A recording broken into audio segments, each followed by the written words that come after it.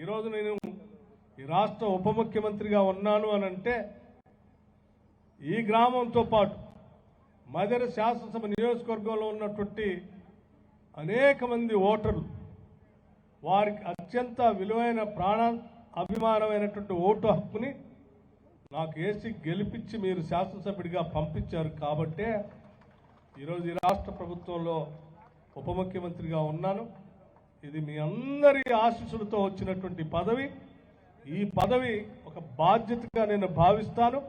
ఈ బాధ్యతతో ఈ మదర్ శాసనసభ నియోజకవర్గ అభివృద్ధి ఒక్కటే కాకుండా మదర్ శాసనసభ నియోజకవర్గ ప్రజల ఆలోచన అంటే రాష్ట్రం ఎంత పురోగతిగా సాధించాలని మన ప్రాంత ప్రజలు కోరుకుంటారో ఆ స్థాయిలో ఈ రాష్ట్ర అభివృద్ధి కోసం మీ అందరూ తలెత్తుకొని గర్వంగా చెప్పుకునేటట్టుగా రాష్ట్ర ప్రయోజనాలు కాపాడుతానని కూడా మీ అందరికీ నేను మాటిస్తూ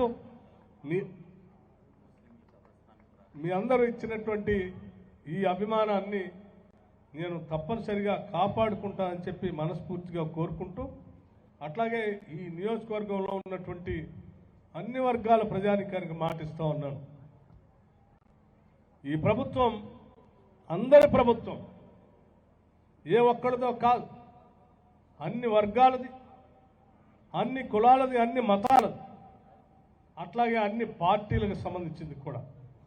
ఏదో కేవలం మన నలుగురు ఉన్నటువంటి కాంగ్రెస్ వాళ్ళ వరకే చేస్తామని అనుకుంటే కూడా పొరపాటు.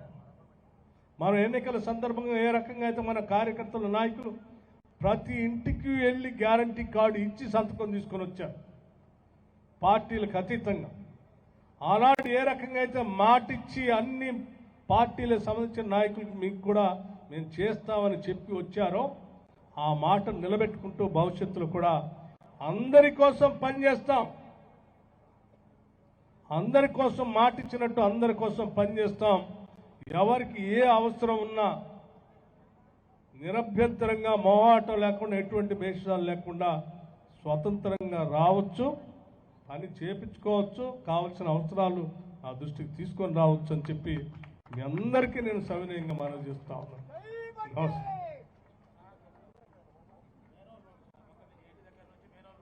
రోడ్లకు సంబంధించి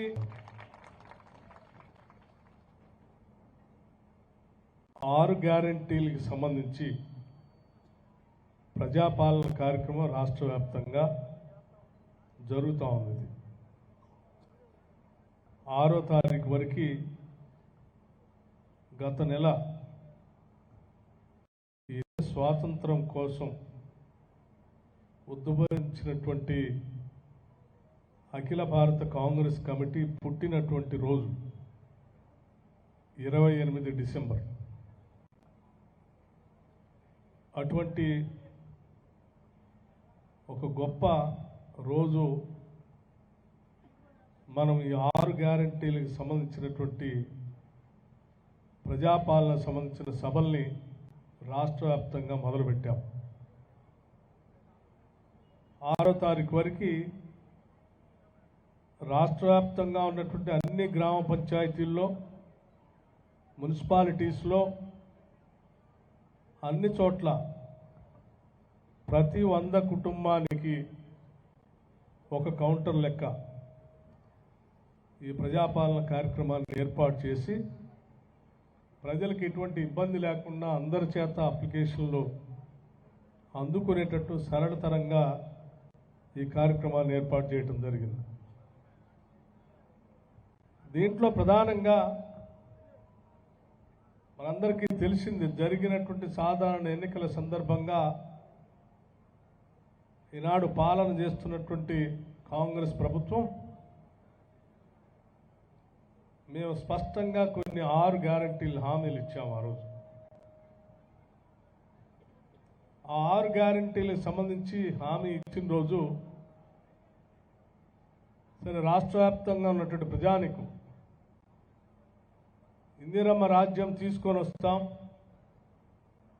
6 గ్యారంటీలను అమలు చేస్తాం,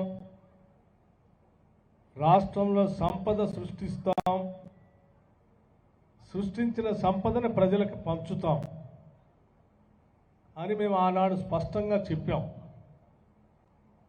చెప్పినట్టుగానే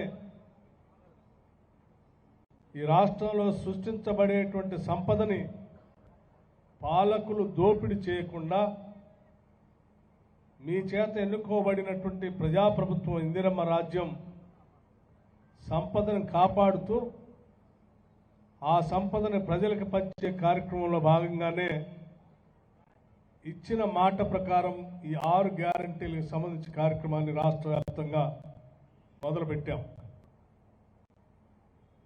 ఇందులో మొదటిగా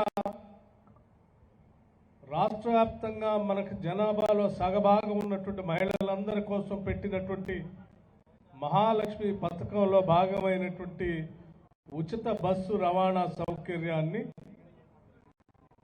మేమందరం శాసనసభలో ప్రమాణ స్వీకారం చేసిన గంటలోపులోనే ఉచిత బస్సు రవాణా సౌకర్యాన్ని ప్రారంభించడం జరిగింది. కేవలం గంటలోపులోనే. అదే రోజు పేదవాళ్ళందరికీ వైద్య ఆరోగ్యం బాగు చేయించుకోవడానికి కావాల్సిన విధంగా రాజీవ్ ఆరోగ్యశ్రీ కార్యక్రమాన్ని 10 లక్షలకు పెంచుతూ నిర్ణయాన్ని కూడా చేసి రాష్ట్ర వ్యాప్తంగా ప్రారంభించాం కూడా. ఒక కుటుంబం సంవత్సరంలో 10 లక్షల వరకు ఉచితంగా వైద్యం చేయించుకునేటట్టుగా రాష్ట్ర ప్రభుత్వం నుంచి ఇచ్చిన మాట ప్రకారం దాన్ని వెంటనే అమలు కూడా చేశాం. నడుస్తూ ఉంది రాష్ట్ర వ్యాప్తంగా. రాష్ట్రంలో చాలామంది కాంగ్రెస్ పార్టీ వాళ్ళు ఇచ్చినటువంటి గ్యారంటీలు అమలు కాకుండా ఉంటే బాగుండు, ప్రజలకు అందకుండా ఉంటే బాగుండు, మాలాగానే 3 ఎకరాలు మేము హామీ ఇచ్చినటువంటి మాటలానే 10 సంవత్సరాలు చేయకుండా ఉంటే బాగుండు అని కోరుకునే వాళ్ళు చాలామంది ఉన్నారు. వాళ్ళ కోరికల్ని నిజం కానివ్వం. మేము ఇచ్చిన మాట ప్రకారం ప్రజలకు వెంటనే చేయాలనే సంకల్ప బలంతో ఈ కార్యక్రమాలు తీసుకొని ముందుకు పోతా ఉన్నాం. దీంట్లో నాకు తెలుసు రాష్ట్ర వ్యాప్తంగా ప్రధానంగా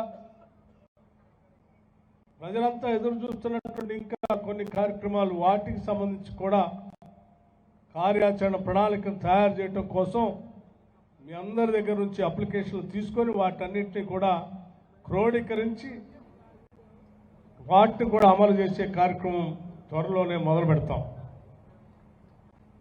ఎవరు ఆందోళన చెందాల్సినటువంటి అవసరం లేదు. అందుకోవాలనుకున్నటువంటి వాళ్ళు అవి రాకుండా ఉంటే బాగుండని కోరుకునేటువంటి వాళ్ళకు కూడా చెప్తా ఉన్నాను, మీ కోరికలు నెరవేరవు. ఇక్కడ తప్పనిసరిగా చేస్తాం. మేము వచ్చి 4 రోజులు కూడా కాలేదు ప్రభుత్వం ఏర్పడి, అప్పుడే ఒక ఆయన మాట్లాడుతూ ఉన్నాడు, 2-3 కాంగ్రెస్ వాళ్ళు ఇచ్చినటువంటి హామీలు ఏం చేయట్లేదు, ఫెయిల్ అయిపోయారు. 10 సంవత్సరాలు పాలన చేసి చెప్పిన మాట చేయకుండా ప్రజల చేత వాతలు పెట్టించుకొని దిగిపోయిన మీరు 4 రోజులు కాకముందే ఇంకా కాంగ్రెస్ వాళ్ళు చెప్పినవి చేయట్లేదంటే కూడా నవ్వుతాడు.